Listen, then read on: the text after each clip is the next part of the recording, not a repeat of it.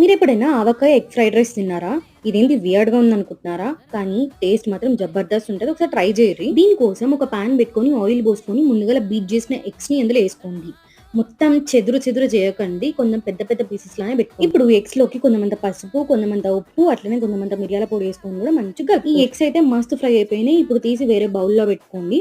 ఇప్పుడు ఏదైతే పాన్ ఉందో అందులోకి కొంచెమంత ఆయిల్ పోసుకొని కొన్ని పచ్చిమిర్చిలు, కొంచెం ఉల్లిగడ్డలు, అట్లనే కొంచెం కరివేపాకేసుకొని కలిపేసుకోవాలి. ఆనియన్స్ కొంచెం కలర్ చేంజ్ అయిన తర్వాత ముందుగా ఫ్రై చేసి పెట్టుకున్న ఎగ్స్ కూడా ఇందులోకేసుకోండి. ఇప్పుడు మెయిన్ ఇంగ్రీడియంట్ వచ్చేసి ఆవకాయ. ఈ ఆవకాయ కూడా ఒక 2 స్పూన్లంత ఏసుకొని మంచిగా కలిపేసుకోరి. మీ దగ్గర ఏ ఆవకాయైనా పర్లేదు ఏసేసుకోండి. నేనైతే మామిడికాయ ముక్కల పచ్చడేసుకున్నా. ఇప్పుడు ఇందులోకి రైస్ ఏసుకోండి. లెఫ్ట్ ఓవర్ రైస్ అయినా పర్లేదు, లేకపోతే అప్పటికప్పుడు చేసుకున్న రైస్ అయినా పర్లేదు. ఈ రైస్ మొత్తం ఆ ఎగ్‌కి మొత్తం కలిసేంత వరకు కలుపుకొని లాస్ట్‌లో కొత్తిమీరేసుకొని గార్నిష్ చేసుకొని వేడి వేడిగా సర్వ్ చేసుకొని తింటే ఆహా! ఇంకా వేరే లెవెల్ ఉంటది. నచ్చితే సబ్స్క్రైబ్ చేసుకోరి. ఇంకా మంచి మంచి రెసిపీస్ పట్టుకొస్తా.